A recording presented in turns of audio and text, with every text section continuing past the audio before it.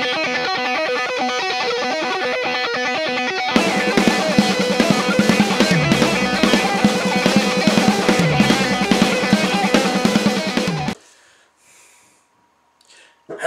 and welcome to Movie Mayhem here at Suspiria Works Cinema, where we watch all the movies.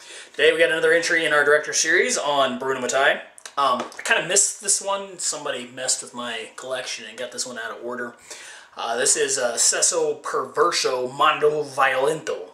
It's another one of the Mondo films that Mattei did. The last one. And this is kind of an interesting one. It's extremely rare as far as I can figure out. If you can't tell, but this, I made my own little box cover here. This is a bootleg. I couldn't even find pictures with remotely decent resolution to make a box cover out of this thing. There's no information about it. Even on IMDb, you can see the credits list no one as being in the movie. And I watched the movie, and there are no credits. It has the opening credits with the production crew, but the end credits, it just goes black. There's no listing. So I have no idea who's in this movie. It's all documentary footage, and as best as I can tell, this is really nothing more than B-reel footage from Libido Mania and Emmanuel and the Erotic Nights. If that, I don't know, this one is not good, is the best way to put it.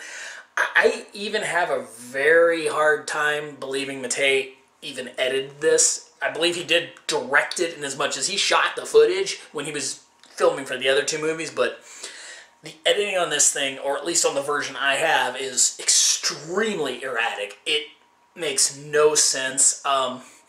It starts out with another fake strip club where the guys are judging the strippers. The girls come out and they either, they throw vegetables at them or they cheer them. Now, this is like alternate takes from the same scene that was used in Emmanuel.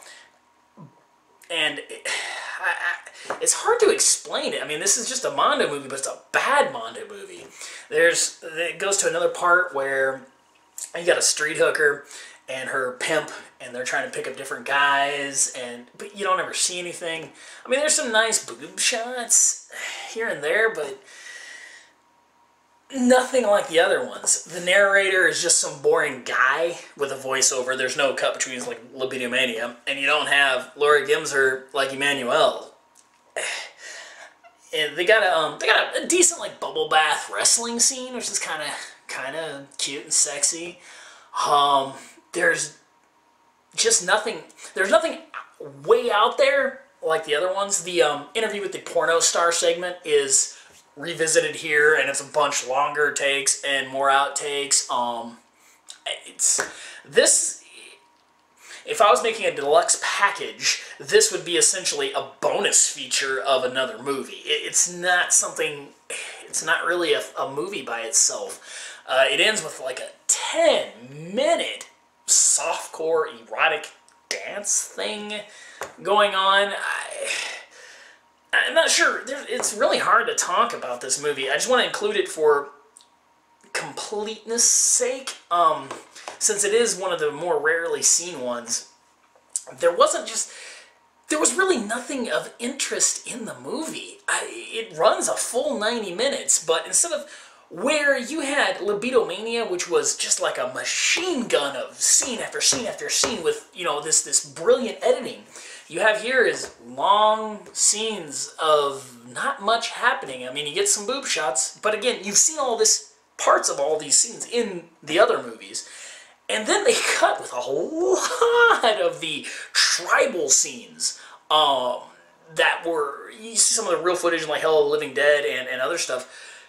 And it cuts between these very illogically. They're literally doing an interview with the porno star girl and her husband, which I'm not sure if they're real or not, but they're interviewing them, and then it cuts to African tribal people dancing, and then back to a casting for a porno, and then back to the African tribal dancing and sex rituals, then back to the casting, then back to the African tribal, and it does this from about the 30-minute point until the end of the movie.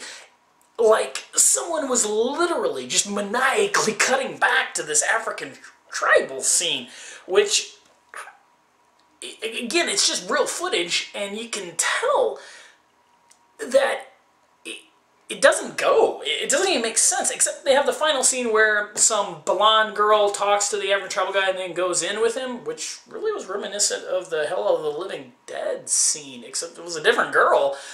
I'm not really sure what that one was. So, again, I'm talking about this one for completeness sake. This is only available as a bootleg. If you can find the torrent, go for it. The version I got, I think I picked it up from one of the bootleg guys, and it's the source is like it looks like a VHS source from a very bad 8mm print that's then been compressed horribly. So you've got grain, fuzz, and digital artifacting all over it. So, I mean, this movie, even for a Mondo movie, 2 out of 10. And the source, I mean, this one, again, the version I've got is maybe a 4. It's only in Italian, but again, they're not saying anything that's going to matter. You can easily figure out what's going on, even if you speak no Italian. I definitely do not recommend this. This is... I would love to find out if he really did even cut this movie. I think this was something done by a studio that had the extra footage and just wanted to pump some extra stuff out for some cash because, ugh. Don't watch this one. You know, hopefully one day we'll get this released maybe in a package with Emmanuel, or something like that. But other than that, this is definitely one of, well, the most forgettable of Mattei's flicks. So I hope this was informative, and I prevent you from going out of your way to find this film. So next up, we will do the real next movie, which is Nero and Papia, and we'll see you next time here at Movie Mayhem.